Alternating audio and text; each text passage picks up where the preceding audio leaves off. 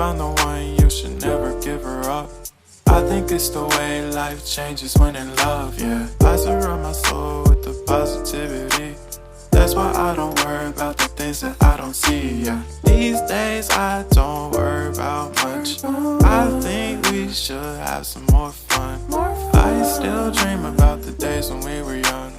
I'll take a hit and Hello everyone, Assalamualaikum. This is Adim Amin. Welcome to my channel Adib's World. Friends, আজকে আমি তোমাদের সাথে একটা travel blog share করব। চিটাগং ট্যুরে আমি কোথায় কোথায় গিয়েছিলাম আজকে তোমাদের সাথে এটাই শেয়ার করব। So let's go to the video. হচ্ছে কর্ণফুলী টানেলে।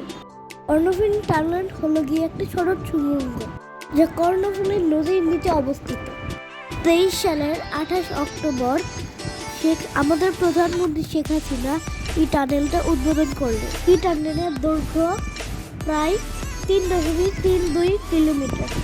এটি বাংলাদেশের প্রথম সুড়ঙ্গ পথ এবং দক্ষিণ এশিয়ার নদী তলের দেশে প্রথম ও দীর্ঘতম সড়ক সুড়ঙ্গ পথ। এটা আমাদের ফার্স্ট টাইম টানেল ভিজিট ছিল। টানেল থেকে বের হয়ে আমরা এখন যাচ্ছি পার্কে বিচে।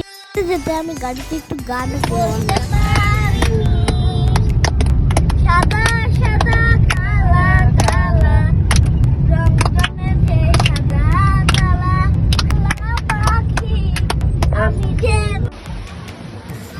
নেক্সট স্পট ছিল পার্কি বিচ।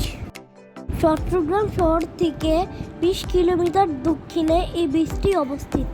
এর বিচের দৈর্ঘ্য প্রায় 13 কিলোমিটার। স্যান্ড নিয়ে স্যান্ড ক্লজ বানাচ্ছিলাম। আমার তো ভীষণ মজা লাগছিল। আমি স্যান্ড দিয়ে খেলছি, বাবা মা আমাকে কিছুই বলছে না।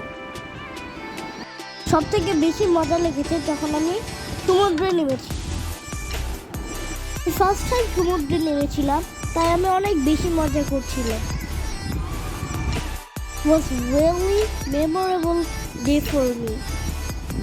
যখন আমি বিচের ছবিটা দেখি তখনই আমার বিচে চলে যেতে ইচ্ছে করে।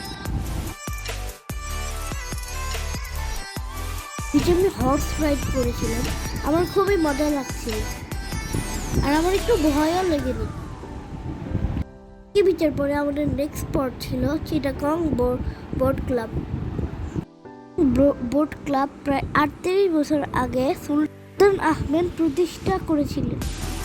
সুলতান আহমেদ বাংলাদেশের নৌবাহিনীর চতুর্থ প্রধান ছিলেন। বোট ক্লাবে আসতে আসতে সন্ধ্যা হয়ে গিয়েছিল। আমরা দিনের ভিউটা মিস করে ফেলেছি, বাট রাতের ভিউটাও অনেক সুন্দর ছিল। আমরা প্লেজনে গিয়ে খুব মজা করছিলাম।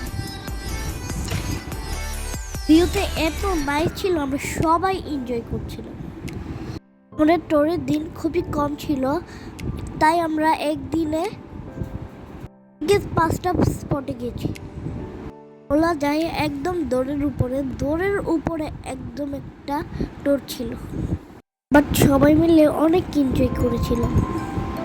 বন্ধুরা, তোমরা কি কখনো জাহাজ বানানো দেখেছো? আজকে আমি তোমাদেরকে জাহাজ বানানো দেখাবো। ঠিকই বলেছো, আমি এখন চট্টগ্রাম ড্রাই ডক লিমিটেডে চলে এসেছি।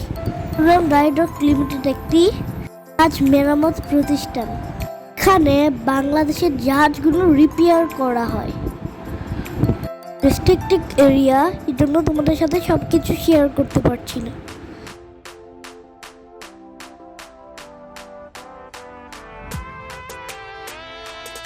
এখানে একটি জাহাজ মেরামতের কাজ চলছে।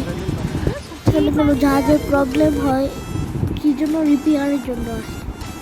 জাহাজে ঢোকার পর সুইচ গেটের মাধ্যমে পানি বের করে দেওয়া হয়। রিপেয়ারিং কাজ শেষ হওয়ার পর খুলে দিলে পানি আবার ভিতরে চলে আসে। কাজটি উপরে উঠে যায় আর চলে যায় সমুদ্রে চলে যায়। ব্যাপারটা ভীষণ ইন্টারেস্টিং, তাই না? টোকার ছিল অনেক, আর আমরা সবটা দেখতে পারিনি, আর আমাদের হাতেও কম সময় ছিল। আজকে রাতের ট্রেনে আমরা ঢাকা ব্রেক করব। চিটাগং এসে চিটাগংয়ের ঐতিহ্যবাহী মেজবান যদি ট্রাই না করি তাহলে কি হয় বলো? আমরা দেরি না করে চট করে চলে যাই চট্টগ্রাম মেজবান।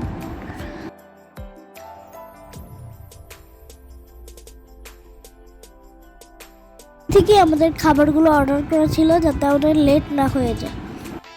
এসে চিটাগংয়ের মেজবান যদি না খেতেন তাহলে আমাদের চিটাগং ট্যুরটা বেশি ভালো লাগতো না, পড়লে রয়ে যেত। আপনারা চিটাগং এসে একবার হইলেও চিটাগং মেজবান ট্রাই করবেন। আজকের ভিডিওটি এই পর্যন্তই। সবাই ভালো থাকবেন। আল্লাহ হাফেজ। আসসালামু আলাইকুম। যদি আমার ভিডিওটি আপনাদের ভালো লাগে তাহলে একটু লাইক দিন, আর যদি নতুন হয়ে থাকেন তাহলে একটু সাবস্ক্রাইব দিন। পেজে লাইক দিয়ে পাশে থাকুন। Thanks for watching.